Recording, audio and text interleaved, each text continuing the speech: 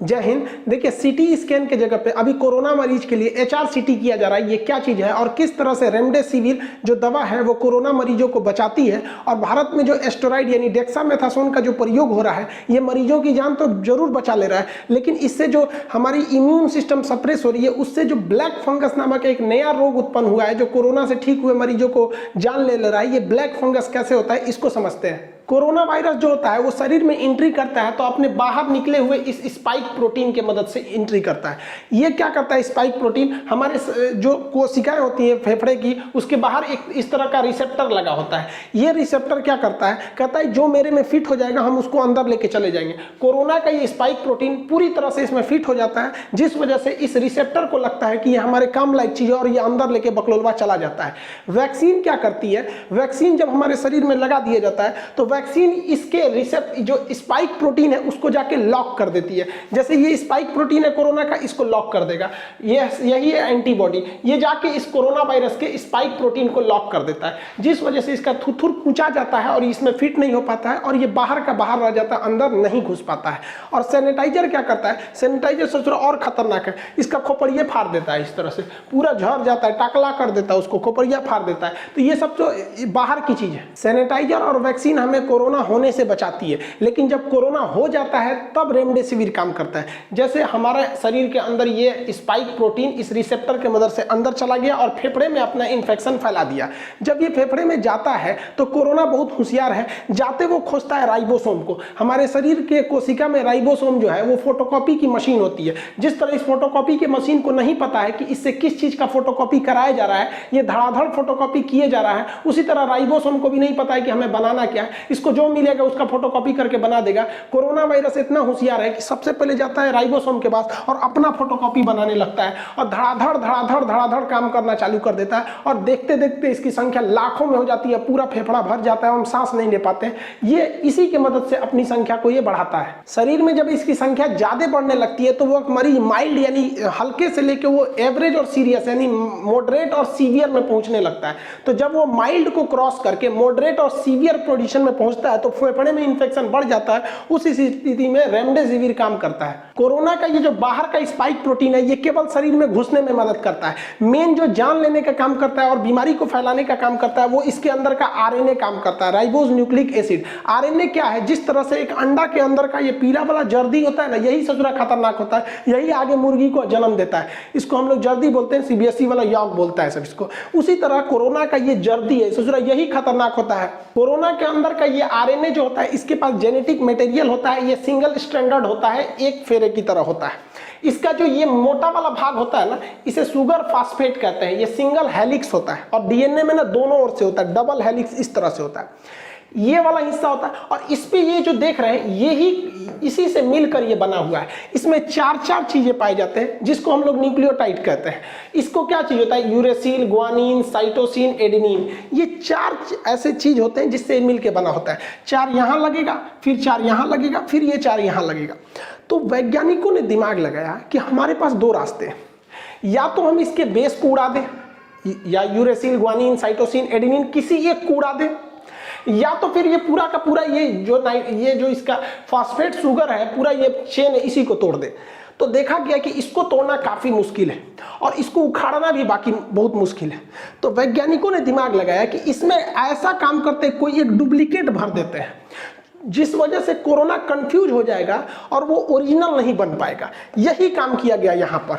जो इसका आरएनए है इसे तोड़ा नहीं गया, अब इसमें डिसाइड किया गया कि यूरेसिल, ग्वानिन, एडेनिन और साइटोसिन इसमें से हम किसका हम शकल बना के और शरीर में डालें जिससे कि कोरोना कंफ्यूज हो जाए और ओरिजिनल की जगह डुप्लीकेट लगा ले। यहाँ पर यही काम आ गया यहाँ पर। अब जो हम लोग ये जो देख रहे हैं आरएनए, इसका जो फिगर होता है ये एक चेन की तरह होता है, जुड़ते जाता है, आपस में जुड़ते जाता है और ये जोड़ने का काम राइबोसोम करता है। जैसे पैंट का जो जीप होता है चेन, या जो कहीं पे भी चेन लगाया जाता है, इस चेन के बीच में लोहे की होती है अमूमन ये वाला ये, अगर इसके बीच में हम किसी कमजोर धातु का या प्लास्टिक का सेम इसी से मिलता जुलता एक जगह लगा दें, यहाँ पर एक जगह लगा दें ऐसे, तो दिखने में तो बाहर से आदमी को नहीं पता चलेगा कि वहाँ एक तो डुप्लीकेट है और जब हम इस चेन को बंद करेंगे तो हमें तो लगेगा पैंट का चेन बंद हो गया, अब बाजार में जाएंगे तो खुल जाएगा, यहाँ पे दिक्कत हो जाएगा, तो वापस आना पड़ेगा हम लोग को। यही काम करता है रेमडेसिविर। इस पूरे आरएनए में से एक ठो को चुनता है ये एडेनिन को, क्योंकि इसका हमशक्ल बनाना आसान है और ये बड़ी जल्दी से जाके चिपक जाता है, और यही काम कर दिया ये रेमडेसिविर। इस पूरे में से उसने लिया एडेनिन को। अब इस एडेनिन का शकल इतना आसान नहीं होता, यहाँ तो आप बस ऐसे देख रहे हैं इसको ऐसे, बट वो रियल में इसका शेप अलग टाइप का होता है। यहाँ भी इजी शेप दिया गया, इसका ओरिजिनल शेप देखेंगे तो इस टाइप का मिलेगा। तो वैज्ञानिकों ने इसी टाइप का बनाया रेमडेसिविर को। उसमें क्या किया गया, इस एडेनिन को, ये जो शक्ल देख रहे हैं ये काफ़ी कॉम्प्लेक्स शक्ल होता है, देखिए इतना कॉम्प्लेक्स इसका शक्ल होता है। रेमडेसिविर एक प्रो ड्रग है, मतलब जब तक ये शीशी में रहेगा काम नहीं करेगा, शरीर के अंदर डालेंगे तब काम करता है।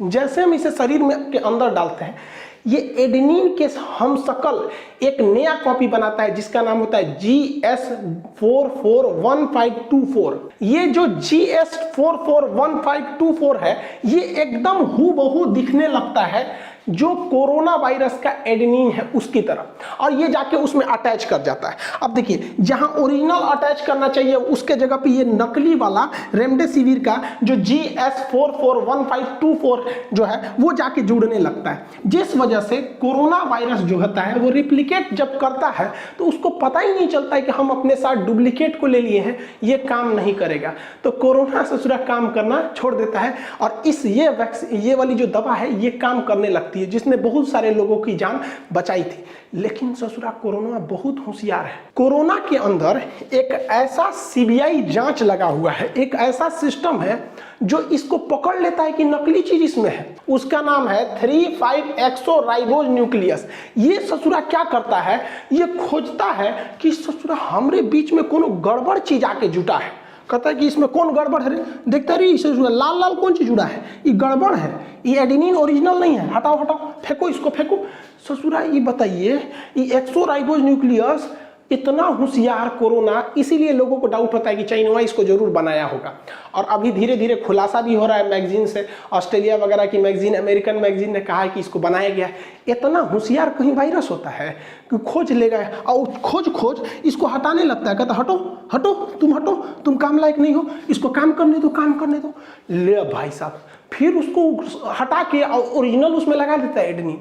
तो डॉक्टरों होशियार, सुबेरे शाम रेमडेसिविर देता है, 4 गो 6 गो 8 गो 6 डोज लगा देता है। जब आप ज्यादा डोज लगा दीजिएगा रेमडेसिविर का ना, तो नकली के एडेनिन जिसे हम लोग कहते हैं GS442514 जो होता है, यही पूरे भर जाएगा। और जब यही ज्यादा मात्रा में भर जाएगा तो इसको लगने लगेगा कि नहीं भैया यही लगता है ओरिजिनल है, और वही पूरी तरह से भर जाएगा, और कोरोना का जो बढ़ने का रफ्तार है वो रफ्तार धीमा हो जाएगा। अब जब रफ्तार धीमा हो गया तो बाकी का काम हमारी शरीर की एंटीबॉडी थूर देगी। समस्या क्या होता था, हमारी एंटीबॉडी एक को मारती थी, 10,000 बन जाता था। तो रेमडेसिविर एक एंटीवायरल ड्रग है। दुनिया की कोई भी एंटीवायरल ड्रग किसी भी वायरस को मारती नहीं है, उसे चकमा देकर उसमें डुप्लीकेट सामान भर देती है। जैसे ट्रेन के चक्का में खूब ज्यादा चक्का लगा है, उसमें 4 गो चक्का 5 गो चक्का ना आप प्लास्टिक का जोड़ दीजिए, शुरू में तो ट्रेन जाएगी, आगे जाके उलट जाएगी।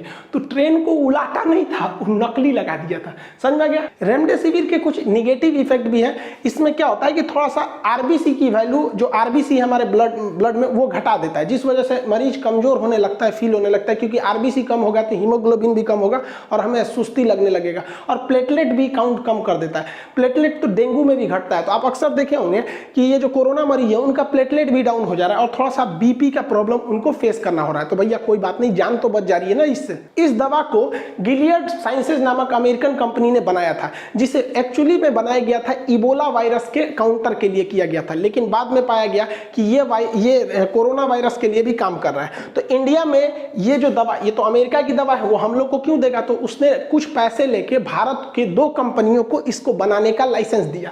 एक कंपनी का नाम है हेट्रो कंपनी। ये हेट्रो कंपनी जो है, ये जो रेमडेसिविर बनाती है उसका नाम रहता है कोवी-4। तो आपको इंडिया में ज्यादातर रेमडेसिविर कोवी-4 के ही नाम से मिलेंगे यहाँ पर। और एक और कंपनी है सिप्ला, सिप्ला को भी बनाने के दिया गया, तो इसने एक नाम रखा, सिप्ला का नाम रख दिया सिप रेमी। तो रेमडेसिविर का आधा कर दिया रेमी और सिप्ला का आधा कर दिया सिप, तो इसने कर दिया सिप रेमी। तो आपको यही दो मिलेगा। इसमें भी डुप्लीकेट बहुत आने लगे थे, 40,000 50,000 के आने लगे थे। तो इसमें डुप्लीकेट से बचने का एक रास्ता है कि पाउडर वाला फॉर्म ज्यादा सेफ रहता है। उसमें जब डॉक्टर उसको लिक्विड बना के लगाएगा, और लिक्विड वाला में तो अक्सर देखा गया ससुराल डुप्लीकेटे भेज दिया। इसका अमूमन 2 से 4,000 जेन्युइन रेट आता है, लेकिन इसको 50,000 तक में भी बेचा गया था। हाइपोक्सिया से भी बहुत सारे लोगों की कोरोना में जान चली गई। देखिए हाइपोक्सिया मतलब होता है सांस की कमी हो जाती है।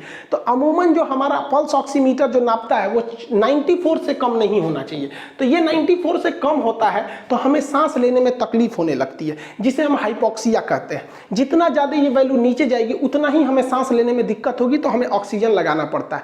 ये है हाइपोक्सिया। लेकिन जिन्हें हाइपोक्सिया होता है वो उतना खतरनाक नहीं होता है, क्योंकि उनको पता है जब सांस फूलने लगता है तो उन्हें खुद ही लगने लगता है कि ऑक्सीजन की कमी है। लेकिन ससुरा हाइपोक्सिया में भी एक होता है साइलेंट हाइपोक्सिया, जिसे हम लोग साइलेंट हाइपोक्सिया को हम हैप्पी हाइपोक्सिया कहते हैं। ये क्या चीज है भैया, इसमें क्या होता है, किसी का ऑक्सीजन लेवल 80 से भी नीचे चला गया है। अब अमूमन किसी का ऑक्सीजन लेवल 80 से नीचे जाता है ना, तो उसको बहुत जोर से सांस फूलने लगती है, उसे सांस लेने में दिक्कत होती है, जेन्युइन है। उसे पता चल जाएगा कि हमें सांस नहीं आ रहा है या सांस लेने में थोड़ी तकलीफ हो रही है। लेकिन जिसे हैप्पी हाइपोक्सिया, जिसे साइलेंट हाइपोक्सिया कहते हैं, उसको पता ही नहीं चलेगा, आराम से घूमेगा टलेगा, कहेगा हमको कोई दिक्कत ही नहीं है। ये ज्यादा डेंजर है, क्योंकि उसको दिक्कत कब आएगा, जब बहुत ही ज्यादा ऑक्सीजन लेवल गिर जाएगा, इतना गिर जाएगा कि अब उठाना मुश्किल होगा, तब जाके उसको दिक्कत होगा। जैसे मान के चलिए आपको कहीं भाला लग गया है और दर्द ही नहीं कर रहा है, तो आप घूम रहे हैं, तो भैया दर्द नहीं कर रहा है तो खुश मत हुई, उसमें से खून फेंकेगा, जब ज्यादा खून फेंकेगा तो एक बार गिर जाएंगे।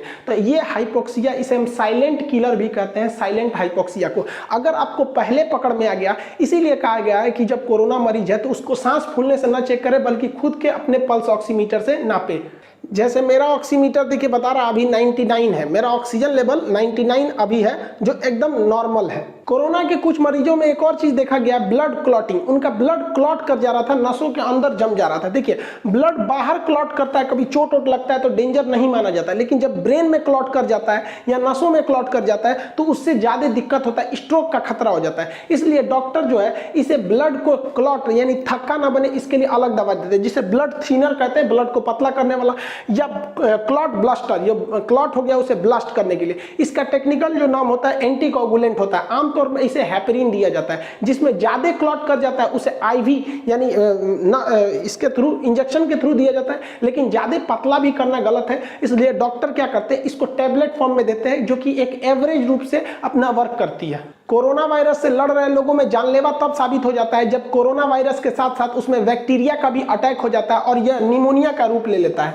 तो जब कोई व्यक्ति कोरोना से भी लड़ रहा है और साथ ही साथ निमोनिया से लड़ने लगता है, जिस वजह से उसका जान ज्यादा जाने लगता है, इसलिए बहुत सारे एंटी बैक्टीरियल जो ड्रग दिए जा रहे थे। तो देखिए एंटीबायोटिक जो है वो हमारे किसी काम का नहीं है कोरोना में, क्योंकि कोरोना एक वायरस डिजीज है, तो हमें एंटी वायरल ड्रग देना है। जैसे रेमडेसिविर एंटी वायरल है, लेकिन डॉक्टर साथ साथ एंटीबायोटिक भी देते थे, जो एंटी मतलब दुश्मन, बायोटिक मतलब बैक्टीरिया, जो बैक्टीरिया को ही मारता था। वो कोरोना से नहीं लड़ता था, बल्कि वो क्या करता था, बैक्टीरिया को मारता था। अगर एंटीबायोटिक नहीं दिया जाएगा तो उस व्यक्ति में निमोनिया का भी खतरा बढ़ जाएगा और उसकी मृत्यु होने की संभावना और बढ़ जाएगी। कोरोना पेशेंट में सबसे ज्यादा जान अगर किसी ने लिया है तो वो साइटोकाइन स्टॉर्म ने लिया है। ये साइटोकाइन स्टॉर्म एक अच्छी भी चीज है। उससे पहले हम ये समझते हैं इन्फ्लेमेशन क्या होता है। जब कभी शरीर में कीटाणुओं का अटैक होता है, वायरस बैक्टीरिया का अटैक होता है, तो उसे हम कहते हैं इन्फेक्शन। जब वो हावी होता है तो उसे कहते हैं इन्फेक्शन। लेकिन जब उसको मारने के लिए हमारा इम्यून सिस्टम, हमारी रोग प्रतिरोधक क्षमता जब हावी हो जाती है तो इसे कहते हैं इन्फ्लामेशन। इन्फ्लामेशन के कुछ संकेत है। जब कभी भी इन्फ्लामेशन होगा, जैसे मान के चलिए यहाँ हमको चोट लग गया तो यहाँ पर तो इन्फेक्शन होगा, लेकिन अगर हमारा शरीर भारी पड़ेगा तो उसे इन्फ्लामेशन कहते हैं। इन्फ्लामेशन का कुछ सिंबल होता है। सबसे पहला दर्द। तो जब कभी आपको चोट लगेगा तो दर्द नहीं होगा, देखिएगा कट जाता है तो थोड़ी देर बाद इस एहसास होता है, मतलब अब आपकी बॉडी रिस्पॉन्स कर रही है, तो पेन होता है। दूसरा हीट होता है, वो जगह गर्म हो जाता है। जैसे कोरोना आता है तो हमारा पूरी बॉडी गर्म हो जाती है, बुखार आने लगता है, तो ये इन्फ्लामेशन दिखा रहा है कि हम अब उस बीमारी को मार रहे हैं। दूसरा दूसरा रेडनेस, वहाँ पे लाल हो जाता है, कहीं पे देखिएगा ना मच्छर उच्छर काट देगा तो वहाँ लाल हो जाएगा, स्वेलिंग हो जाएगी, फूल जाएगा वहाँ पर। दूसरा लॉस ऑफ फंक्शन, उस जगह पे काम उतना अच्छा से नहीं करेगा, अगर ज़्यादा इन्फ्लामेशन हो गया तो काम अच्छा से नहीं करेगा। तो इन्फ्लामेशन एक अच्छी चीज़ है, बॉडी रिस्पॉन्स करती है किसी खराब चीज़ के प्रति, लेकिन ये इन्फ्लामेशन कभी कभी घातक हो जाता है। जब कभी भी इन्फ्लामेशन हो रहा होता है यानी उसे रिकवर किया जा रहा होता है तो हमारे शरीर से मैसेज छोड़ने के लिए साइटोकाइन निकलता है। साइटोकाइन, ये साइटोकाइन क्या होता है, जब हमारी शरीर बीमारियों से लड़ रहा होता है ना तो मैसेज पहुंचाता है, मार मार उसको मार, इसको मार, इधर भी है, इधर मारो, इधर मारो। किस तरफ फौज में मूवी में देखेंगे तो उधर से एक तो सिग्नल कोर होता है, alpha two Charlie Bravo, pass your message, missile attack, ये वो करते रहते हैं, कम्युनिकेशन। तो वही साइटोकाइन कम्युनिकेशन का काम करता है। लेकिन कभी कभी क्या होता है, ये कम्युनिकेशन हमारे लिए घातक हो जाता है। कब? जब ऐसा बीमारी हमारे ऊपर अटैक करता है जिसको हमारा इम्यून सिस्टम पहचानता ही नहीं है, ससुरा भगदड़ मच जाता है, इतना ज्यादा साइटोकाइन निकलने लगता है, इतना ज्यादा निकलने लगता है कि आंधी आ जाती है साइटोकाइन की। इसी को कहते हैं साइटोकाइन स्टॉर्म, मतलब आंधी उठ गया एकदम भयानक, अफरा तफरी मच गई, इधर उधर इधर उधर, मारो मारो ससुरा। इसको कहते हैं लोग हाइपर इम्यून रिस्पॉन्स। इतना ना ज्यादा मार काट हो गया कि हम ही लोग को लॉस होने लगा। जैसे मान के चलिए घर में एगो चूहा निकल गया और 200 आदमी निकल के मोहल्ला का तलवार लेके मारो मारो ससुरा, अपने में मार काट कर लेंगे सर। तो ये साइटोकाइन स्टॉर्म की वजह से हम लोग को बहुत ज्यादा क्षति होने लगा, और इतना ज्यादा क्षति होने लगा कि वो साइटोकाइन जो बीमारियों को मार रहा था हमारे ही फेफड़े को मारने लगा, जहां तहां मार काट करने लगा। तो हमारा फेफड़ा ज्यादा डैमेज होने लगा, छाती में दर्द होने लगा, लोगों का किडनी फेलियर होने लगा, स्ट्रोक आने लगे, सब दिल का दौरा पड़ने लगा। रोहित सरदाना जी को क्या हुआ था कोरोना में? साइटोकाइन स्टॉर्म आया था, दिल का दौरा पड़ गया था, हार्ट के मरीज थोड़े थे, स्टॉक आ गया था यहाँ पे, जिस वजह से मर गए। इतने बेहतरीन आज तक के पत्रकार, आज तक को ऐसा पत्रकार अब नहीं मिलेगा। क्या कहें आपके लिए रोहित सरदाना जी, जमाना बड़े गौर से सुन रहा था, हम ही सो गए दास्तां सुनाते सुनाते। खैर, साइटोकाइन स्टॉर्म को आप ऐसे समझिए, बाहुबली मूवी जो देखे थे उसमें सेना बहुत खतरनाक लड़ रही थी। इवन ये हमारे बाहुबली भी बहुत बहादुरी से लड़ रहे थे, क्योंकि इन्होंने शिवगामी देवी ने कहा था और इनको पता था कि इनका दुश्मन ये कालके है। एकदम बेहतरीन से लड़ रहे थे लोग, कोई दिक्कत नहीं था। साइटोकाइन मतलब मैसेज भी जा रहा था, ऐसे ऐसे मारो, कभी तीर मारो, कभी ये मारो, यहाँ पर बहुत बेहतरीन हो रहा था। लेकिन क्या होगा अगर इस बाहुबली की लड़ाई में ऊपर से हेलीकॉप्टर आ जाए तब? इस ससुरे उस समय तो हेलीकॉप्टर देखा नहीं था सब, सेम इनके लिए हेलीकॉप्टर कोरोना की तरह होगा। ले भाई सब हेलीकॉप्टर देख के इनकी सेना में ना भगदड़ मच जाएगा। उसी भगदड़ को हम लोग कहते हैं साइटोकाइन स्टॉर्म। उस भगदड़ में ये लोग अपने कटाकुटी की दबा उबा के घोड़ा खान देगा, गधा उधाऊ में हाथी उथी जितना सेना में थी अपने से कचरा जाएंगे, और जो बचे कुचेंगे उनको हेलीकॉप्टर मार देगा। तो इसमें क्या करना चाहिए? इसमें करना चाहिए कि सेना को तुरंत आदेश दीजिए कि चुपचाप बैठ जाओ। जब चुपचाप बैठ जाएगी फौज तो अपने में मर कट के नहीं मरेगी, दूसरा कुछ हेलीकॉप्टर से छुप उप जाएंगे सब, और उसके बाद जब हेलीकॉप्टर का फ्यूल कम होगा, इधर उधर भटकेंगे, तब ये लोग दिमाग लगाएंगे। यही काम करता है हमारे शरीर में साइटोकाइन। जब साइटोकाइन स्टॉर्म आता है, ये अमूमन व्यक्ति का जब पहला लक्षण आता है, उसको लगने लगता है कि अब हमको कोरोना है, तो उस पहला लक्षण से 6वें दिन 6 डेज पे हम लोग को ये साइटोकाइन स्टॉर्म आने की खतरा रहता है। इस बीच अगर डॉक्टर हमारी खुद के फौज को, हमारे खुद की इम्यून सिस्टम को अगर बैठा दिया, सप्रेस करके शांत कर दिया, तो समझ जाइए कि केवल हमारे फेफड़ों को नुकसान कोरोना से होगा। और अगर इस स्टॉर्म, इस आंधी को नहीं रोके तो फेफड़ा को तो कोरोना मार ही रहा है, हमारी खुद की रोग प्रतिरोधक क्षमता भी फेफड़ा को मार काट देती है और लाशों से भर जाता है फेफड़ा, जिस वजह से अंदर जगह नहीं रहता है, तो सांस नहीं जा पाता है, मरीज ऐसे हाँफता है। तो हमारे इसको कम करने के लिए, हमारी लड़ने की क्षमता को कम करने के लिए डॉक्टर एक दवाई देता है जिसे कहते हैं एस्टेरॉइड। एस्टेरॉइड हार्मोन की शक्ल का होता है, जिस तरह हार्मोन उत्तेजना बढ़ाता है ना, तो एस्टेरॉइड गिरा देता है। एस्टेरॉइड के रूप में हमारा प्रयोग होता है डेक्सामेथासोन। ये डेक्सामेथासोन, ये अगर किसी में स्टॉर्म कम है तो टैबलेट खिला दीजिए, और किसी में हैवी स्टॉर्म आ गया है, मतलब मारकाट भयानक मच गया, हमको अपने ही रोग प्रतिरोधक क्षमता से खतरा है, तो उसे आईवी यानी इंजेक्शन के, इंटरवेंस इंजेक्शन के थ्रू इसे दिया जाता है। अमूमन ये दवा भारत में डेक्सोना नाम से फेमस है। डेक्सामेथासोन को जाइडस कैडिला डेक्सोना नाम से बनाती है, बहुत सस्ती दवा है, गांव-गांव में अवेलेबल।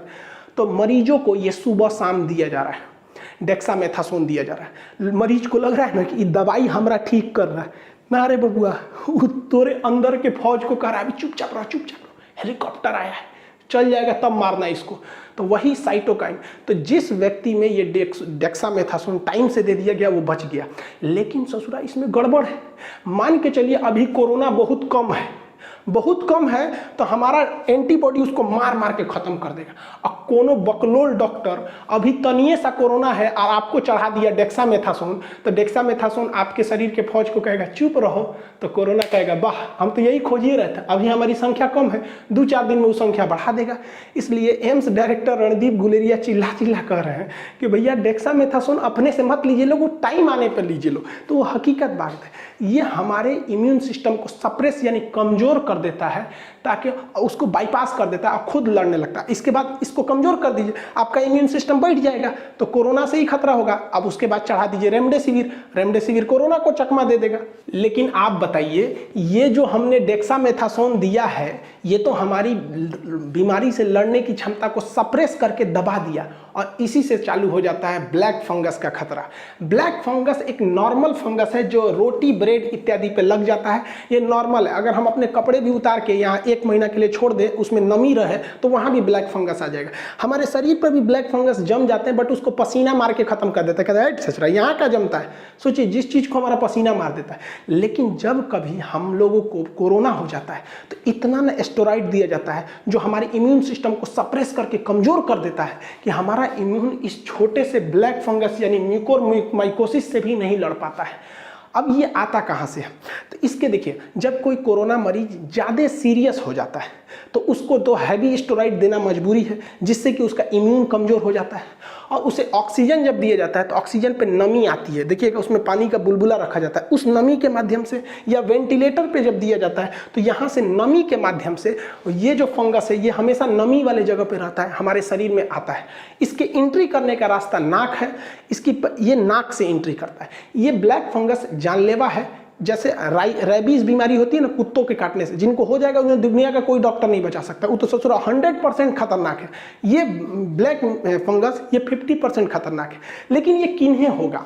जो कोरोना से सीरियस इंजरी से जूझ रहे थे, जिन्हें हाई स्टेरॉइड दिया गया, वेंटिलेटर या ऑक्सीजन से जूझे, या जिन्हें पहले से जिनका इम्यून सिस्टम कमजोर है, जैसे HIV के मरीज, इनका इम्यून सिस्टम कमजोर रहता है, जिन्हें बहुत हाई ब्लड शुगर रहता है, उनका इम्यून सिस्टम कमजोर हो चुका रहता है, शुगर के मरीजों का कमजोर हो जाता है, या जिन्हें डेक्सामेथासोन हुमच के लगाए हैं जब वो कोरोना में था, तो ऐसे लोगों में इसका खतरा ज़्यादा होता है। इसको टाइम से रहते इलाज करा लेने से सही होता है। ये एंट्री मारता है नाक के रास्ते से। यहाँ पर आपकी पहली पहचान कि नाक से पानी आएगा, वो पानी हल्का भूरा रंग का होगा, और नाक को अगर देखेंगे तो हल्का धब्बा धब्बा अंदर बनेगा, तो ये हल्का ब्राउन डिस्चार्ज इसकी पहली पहचान है। उसके बाद ये मुंह में पहुंचता है, तो मुंह से भी खांसी वगैरह आती है, कभी कभी उल्टी होने लगता है, ब्लड आने लगता है उल्टी में। उसके बाद यहाँ पे नाक के पास इस जगह पे ये स्वेलिंग होती है, फिर ये पहुँचता है आँख में, आँख लाल होने लगता है इस तरह से। और जब स्वेलिंग होने लगेगी तो समझिए अब खतरा होने लगा। इसलिए इसका पहला पहचान ब्लैक डिस्चार्ज। अब किसी आजकल मौसम चल रहा है, बहुत से लोगों की आंख लाल हो गई, इवन 10 दिन पहले मेरा भी लाल हो गया। तो ऐसा नहीं कि जिनका आंख लाल हो गया वो दौड़ने लगे। लाल आंख पहली पहचान नहीं है, इसकी पहली पहचान आपको पहले शुरुआत में 1 हफ्ता तक आपको नाक से डिस्चार्ज आएगा, मुंह से उल्टी उल्टी टाइप का मन करेगा, सर और दर्द करेगा, तब ये आंख पे आएगा। उसके बाद जब यहाँ स्वेलिंग होने लगेगी तो समझिए स्वेलिंग होना खतरनाक है। इसके बाद ये म्यूकस आंख के रास्ते अंदर ब्रेन में चला गया, और ब्रेन में चला गया तो कोई नहीं बचा पाएगा। इससे अगर आंख बहुत ज़्यादा इन्फेक्टेड हो गया है तो आंख भी निकालनी पड़ती है। लेकिन फिर बताएं, ये सबको नहीं हो सकता है, जिनका इम्यून सिस्टम कमजोर है बस उन्हीं को होगा। हाई ब्लड शुगर वाले, या फिर कोरोना से जो अभी रिकवर हुए हैं, जिन्हें वेंटिलेटर या डेक्सामेथासोन हाई मात्रा में लगाया गया है। अब HRCT क्या है? देखिए, CT स्कैन जो मशीन होती है, कंप्यूटर टोमोग्राफी स्कैन मशीन, ये मैग्नेटिक रेजोनेंस पर काम करती है। इसमें इतना हैवी मैग्नेटिक पावर रहता है ना कि डॉक्टर कहता है अंगूठी उतार लीजिएगा। नहीं तो पता है, अगर आप कोई चीज लोहा का सामान लेके ऐसे इस रूम में घुसेंगे ना, तो इसका मैग्नेटिक पावर मशीनिया का इतना रहता है कि लोहा का सामान और मशीन साहित्य आपको खींच लेगा, इतना तेज खींचेगा कि भड़ाक से मुंह हाथ फूट जाएगा, हाथ तो टूट जाएगा वहां पे। इसलिए MRI मशीन वगैरह, CT स्कैन मशीन वगैरह के पास आप देखे होंगे लिख देता है कि मेटेलिक चीज को दूर रखें यहाँ पर। इससे अभी क्या है कि RT-PCR कई लोगों का निगेटिव आ रहा है, बावजूद वो कोरोना में रह रहे हैं, तो ऐसे लोगों के लिए HRCT का यूज हुआ रहा है। इससे क्या होता है, फेफड़ों का CT स्कैन किया जाता है। हमारे जो फेफड़े होते हैं वो उसके 5 हिस्से होते हैं। हमारे पास दो फेफड़े होते हैं, दाहिना फेफड़ा और बायां फेफड़ा। क्योंकि बायां साइड का जो फेफड़ा होता है इसके पास ही दिल होता है, इसलिए इसके पास ज़्यादा जगह नहीं होता, इसलिए इसके दो हिस्सा होते हैं। फेफड़े के हिस्सा को लोब कहते हैं। तो बायां फेफड़े के दो लोब और दाहिना और खाली जगह रहता है, इसलिए इसमें 3 हिस्सा पाया जाता है, 3 लोब्स पाए जाते हैं, 3 लोब्स। तो देखिए यहाँ पर 1 2 3 4 5, 3 इधर 2 इधर, टोटल 5 लोब्स पाए जाते हैं। इन्हीं की जांच की जाती है सीटी स्कैन में और हमें एक स्कोर दिया जाता है। टोटल कितने लोब्स हैं यानी हिस्से हैं 5 और हर एक को 5-5 नंबर दिए जाते हैं, 5-5 हिसाब से देखा जाता है। तो 5-5 कितना हो गया, 5-5 25। तो टोटल सीटी स्कोर कितना आता है 25। इसी में डिपेंड करता है आपको कितना कोरोना है सीटी स्कोर के हिसाब से। देखिए पहले नॉर्मल चीज का सीटी स्कैन किया जाता था, लेकिन कोरोना वायरस को जांच करने के लिए सीटी स्कैन में ससुरा दिखता ही नहीं, इतना छोटा है, तो एचडी फोटो लिया गया। एचडी मैंने कौन हाई रिवोल्यूशन। तो इसी सीटी स्कैन में के पहले एचडी लगा दीजिए या HR, high revolution CT scan. तो इसी के आगे एचआर लगा दीजिए ना, हाई रिवोल्यूशन सीटी स्कैन, इसी को कहते हैं एचआरसीटी। अब इस एचआरसीटी की टोटल वैल्यू कितनी दी जाएगी भैया 25, स्कोर 25 किया जाएगा क्योंकि 5 लोब है, हर लोब के लिए 5 नंबर डिसाइड है। तो टोटल सीटी स्कोर जो वैल्यू होती है वो कितनी होती है 25 होती है। हम सीटी वैल्यू नहीं कर रहे हैं, ये सीटी वैल्यू ये आता है आपका आरटीपीसीआर टेस्ट में, उसका वीडियो बना लिए हैं, उसको 6-7 मिलियन लोग देख लिए। अगर आप नहीं देखे हैं तो कर्म फोर है, उसको देखिए, जरूरी है। हम यहाँ सीटी स्कोर बता रहे हैं। ये किसी मरीज का सीटी स्कोर, ये मतलब एचआरसीटी रिपोर्ट है, इसमें इसका दिया जा रहा है सीटी स्कोर जो दिया गया है 20 दिया गया है। अब हम डिसाइड करते हैं इसका कितना % लंग्स जो है वो इन्फेक्टेड है। तो जितना सीटी स्कोर आता है उसमें 4% से गुणा कर दीजिए। तो सीटी स्कोर यहाँ कितना दिया गया है 20, इसमें 4% से गुणा करिए। 4% से जब गुणा करेंगे तो 20 चौको 80, इसका 80% फेफड़ा कोरोना से इन्फेक्टेड है। हम ये नहीं कर रहे कोरोना से खराब हो गया है, मरीज का है डिस्टर्ब हो रहा है, उसको लोग बता रहे हैं कि तोरा सीटी स्कोर 20 है, मैंने तो 80% फेफड़ा खराब हो गया, वो बेचारा कोरोना पर। फेफड़ा खराब नहीं हुआ है रे भैया, फेफड़ा इन्फेक्टेड है, वो ठीक हो जाएगा, फिर इसमें क्या दिक्कत है। तो वो कह रहे हैं खराब हो गया, नहीं खराब नहीं है, इन्फेक्शन को दिखा रहा है कि 80% फेफड़े में उसका इन्फेक्शन हो गया। तो भैया उनका इन्फेक्शन बहुत जल्दी फैल जाता है, ऐसा थोड़े है कि एक कोना में कोरोना जाएगा और दहिना में जाएगा बायां में नहीं जाएगा, अरे धीरे धीरे फैल जाए। इससे ये नहीं घबरा जाना है कि मरबे करेंगे। 80, अब लो डॉक्टरों बोल रहा है, वो जो जांच कर रहा है 80% फेफड़ा खराब हो गया, इन्फेक्टेड हुआ है। जैसे मान के चलिए हमको कोई होली में नहवा दे, कि जितना % भीगा है तो क्या कहेंगे इतना रंग लगा हुआ है, समझ में आ गया। उसी तरह बताता है कि इतना जगह पे कोरोना लगा हुआ है। जिस प्रकार से सीटी स्कैन को और इंप्रूव करके हाई रिवोल्यूशन यानी एचआरसीटी किया गया, उसी तरह एक नया डाटा इसी में ऐड किया गया जिसे कहते हैं कोराट्स। कोराट्स का फुल फॉर्म होता है कोविड-19 रिपोर्टिंग एंड डाटा सिस्टम। इसमें जो नंबर दिए जाते हैं वो 25 नहीं दिए जाते हैं, बल्कि 1 से 6 नंबर तक दिए जाते हैं। अगर किसी का कोराड वैल्यू 4 आ रहा है मतलब उसको कोरोना लगभग मतलब डॉक्टर कहेगा सस्पिशियस है, और अगर 5 आ रहा है तो लगभग भाई 80% चांस है कि इसे कोरोना है। 6 आ गया तो मतलब कंफर्म है कोरोना है। यानी अगर आपका कोराड वैल्यू जो है, ये वाली जो वैल्यू है, अगर 4 से 6 के बीच में है तो आप रिस्क जोन में आ जाते हैं। आई होप आप इस सबको समझे होंगे। मिलेंगे नेक्स्ट क्लास में। जय हिंद।